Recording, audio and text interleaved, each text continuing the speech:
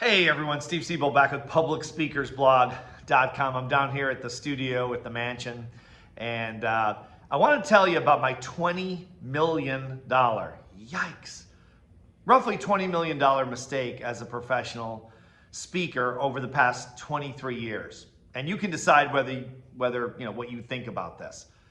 My biggest mistake was I came into the speaking business not to be a speaker, but to talk about mental toughness.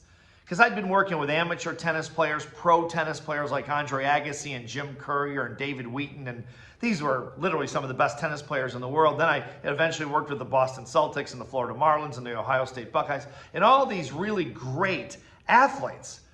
And I'd always wanted to be a great athlete, and I was just a marginal tennis pro in the pro ranks, good amateur player, but not really good enough to be above the top 500 in the world as a tennis player. But I always admired the ones I played against, like Bjorn Borg and all these tennis players that were just really great. While I was good, they were great.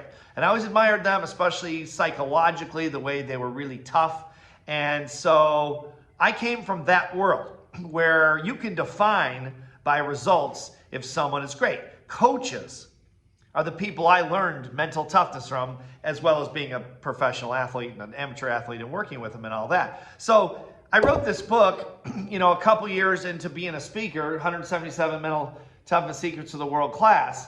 And I defined in this book what I saw as the great ones. Well, then I started getting booked by major corporations like Johnson & Johnson and Procter & Gamble and GlaxoSmithKline and Harris Entertainment and on and on. And these giant corporations for salespeople, and they wanted me to go into these meetings, these conventions in front of thousands of their people and tell them how great they were. Here's the problem. I came from a coaching background, coaching people who were actually great. Now they want me to go into a group of people that are getting paid $60, $70, $100,000 a year and say, you are world class, like in the book. But it wasn't the truth. And I couldn't do it. So I didn't. I went and told them the truth. We surveyed them. We looked at their results. And then I would go into these corporations at their annual conventions and others and say, look, based on the results, you guys are here.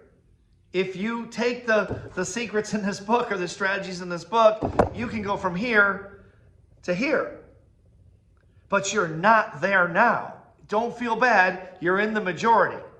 But you're not one of the great ones at this point by results. And that's what we go by as results. Well, as you can imagine, this cost me a fortune in lost speeches because the corporations would say, look, we don't want you to tell the truth. We want you to pump our people up. That's why I've never been a giant fan of most, not all, but most motivational speakers, because when they're telling people how great they are, they're lying. Most people are not great at what they do. This is not my opinion. This is by metrics. That's how you measure. You don't go to an athlete and say, you're a great athlete when it's some high school athlete or some substance. I never would say I was a great tennis player. I was a good tennis player. That's not based on my humility. It's based on results. I was good to a certain point, but when compared to Bjorn Borg and Andre Agassi and Roger Federer and all these other players, well, I wasn't great at all, not even close. That's just reality. So what I did, my $20 million mistake, the mistake I figure cost me around, I made about $16 million. I've made it so far as a speaker in 23 years, which is pretty good for a non-celebrity speaker, but I could have made another $20 million easily if I would have lied on stage and told people they were great when they weren't. I couldn't do it. Now, was it really a mistake? Not for me. I couldn't live with myself. I couldn't go on stage. I'm not going to spend my career lying to people saying, you're fantastic. It's like going to someone trying to break into the pros in something and saying, you're fantastic when they're not even close to fantastic. People used to tell me when I was trying to break above the top 500 in the world as a tennis player, they'd say, Steve, you're great. And I'd say, thank you for saying that. But I'm not great. Because if I were great, I'd be way higher up. You can't hold great players back. You can't hold great business people back. There's just no way.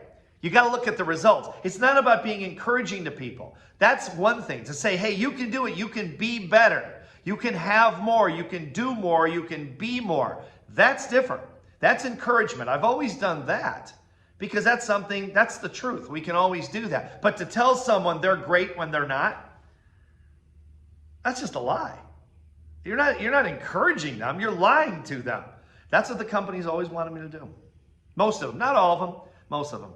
Our people are great, our people are great, our people are great. And I said, really? You're paying them $80,000 a year? You know what greatness costs? A lot more than that, believe me, because I've worked with great performers all over the world. And they're very, very rare, and they're very, very expensive. I couldn't do it. Now, maybe you can. Maybe you can go up there and tell people they're the greatest thing since sliced bread, and they're amazing, and they're fantastic when the results show they're not. I couldn't do it. That's why I ended up doing turnarounds, turning around low-performing divisions in major corporations, and we helped corporations turn around and grow sales by collectively, in all the years of doing it, over $1 billion. That's how we made the money we made, because we helped them get real.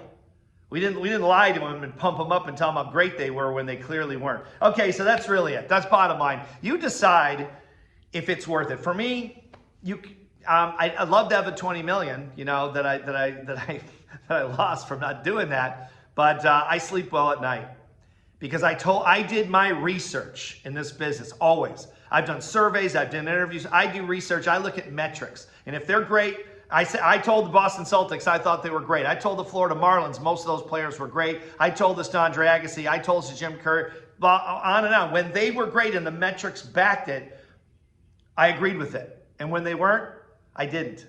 You got to decide what you want to do. It was a very expensive process for me. It was worth it for me. I'm only going to tell the truth. And that, unfortunately, sometimes is expensive. It was worth it for me. I'm not sure about you. I'd love to hear your comments on this and see what you think. As always, thanks for watching the blog. I'm Steve Siebold. See you next time.